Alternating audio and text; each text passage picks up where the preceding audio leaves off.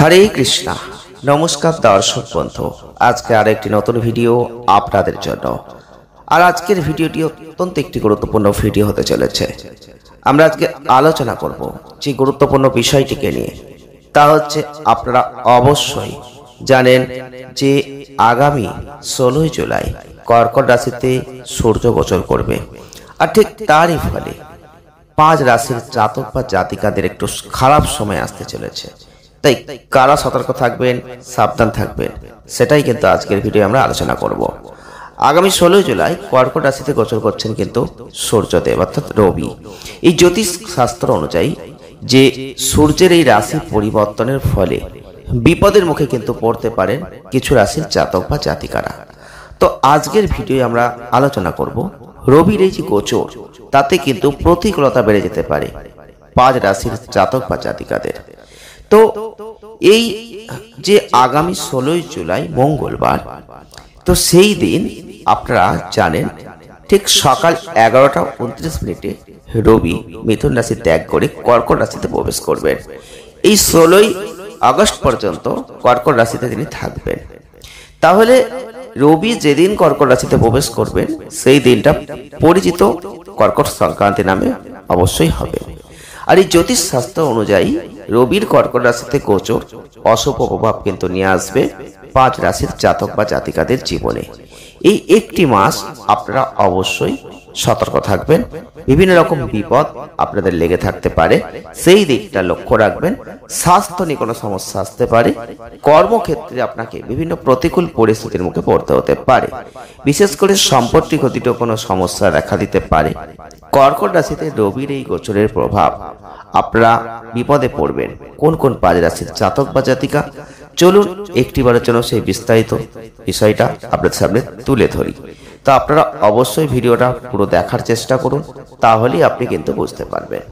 প্রথমেই চলে আসবো মেষ রাশি বা এরিস সাইন। রবির এই কর্কট রাশিতে অবস্থান করার কারণে সব রকম বিপদ থেকে আপনাকে দূরে থাকতে হবে। এই সময় কারো সম্পর্কে আপত্তিজনক কোনো কথা শব্দ ব্যবহার করবেন না। ছোটখাটো ঝামেলা থেকেই বড় সমস্যায় জড়িয়ে পড়তে পারেন আপনি। নিজের মায়ের স্বাস্থ্যের খেয়াল রাখবেন।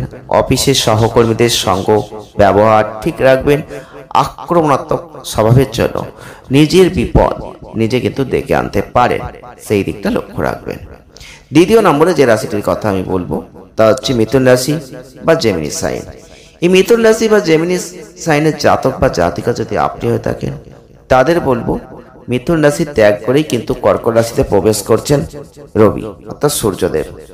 আর সূর্য সরে যাওয়ায় এই রাশির জাতক বা জাতিকারা স্বাস্থ্য সংক্রান্ত সমস্যায় পড়তে পারেন। বিশেষ করে চোখের সমস্যায় ভুগতে হতে পারে। অফিসে সতর্ক হয়ে কাজ করতে হবে। নিজের কাজে মন দিন, অন্যের কাজে কোনোভাবে নাক গলাতে এই সময় যাবেন না। বিরোধীরা যারা রয়েছেন সামান্য সুযোগ পেলেই আপনার ক্ষতি করার কিন্তু চেষ্টা করতে পারে। প্রকাশ্যে একটা অপমানিত জায়গা কিন্তু আছে।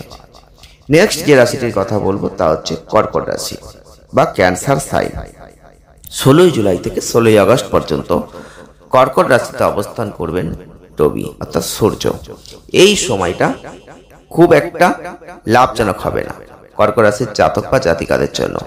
এই সময় শারীরিক নানা সমস্যায় ভুগতে হতে পারে আপনাকে। শরীরে ব্যথা বেদনা বাড়তে পারে, পেটের গোলমাল আসতে পারে। নিজের ডায়েট ও রুটিন ঠিক রাখুন। দাম্পত্য জীবনের সমস্যা কিন্তু দেখা দিতে পারে। নেক্সট যে রাশিটির কথা আমি বলবো তা হচ্ছে সিংহ রাশি বা লিও সাইন। সিংহ রাশির অধিপতি হচ্ছেন রবি। আর রবির রাশি হচ্ছে পরিবর্তনের ফলে সতর্ক থাকা অত্যন্ত জরুরি সিংহ রাশির জাতক বা জাতিকাদের। কারণ এই সময় আপনার মা বাবা অসুস্থ হয়ে পড়তে পারে। সন্তান সংক্রান্ত সমস্যা আপনার টেনশনের কারণ হতে পারে। আর এই একটি মাস আর্থিক জটিলতার মধ্যে কিন্তু কাটতে পারে। আচমকা নানা কারণে খরচ বাড়তে পারে, ফলে আর্থিক সংকট আসতে পারে। প্রেম জীবনে একটু সমস্যা কিন্তু বাড়তে পারে। নেক্সট যে রাশিটির কথা বলবো তা হচ্ছে ধনু রাশি বা স্যাজিটারিয়াস সাইন। রবির রাশি পরিবর্তন যে কারণে নানা সমস্যার মধ্যে কিন্তু ধনু রাশির জাতক বা জাতিকারাও পড়তে পারে। সম্পত্তি সংক্রান্ত নানা জটিলতার মধ্যে দিয়ে আপনাকে অবশ্যই ভোগ করতে হতে পারে। এই সমস্যা মেটাতে প্রচুর আপনাকে পরিশ্রম করতে হবে। যে কোনো ছোট কাজ করার জন্য অনেক পরিশ্রম করতে হবে। আর এই সময় আপনার বিরুদ্ধে অনেককে ষড়যন্ত্র করবে। যারা বিরোধীরা রয়েছেন আপনার ক্ষতি করার চেষ্টা করবে। আগুন থেকে সাবধান থাকুন। স্বাস্থ্য ভালো থাকবে না, তবে ডাক্তারের পরামর্শ ছাড়া নিজে থেকে কোনো ওষুধ এই সময় খেতে যাবেন না। তো অবশ্যই আপনারা সতর্কতা অবলম্বন করুন একটি মাস, 16 জুলাই থেকে 16 আগস্ট। ভিডিওটি এ পর্যন্তই। যদি ভালো লাগে লাইক করুন, শেয়ার করুন, চ্যানেলটিকে সাবস্ক্রাইব করুন।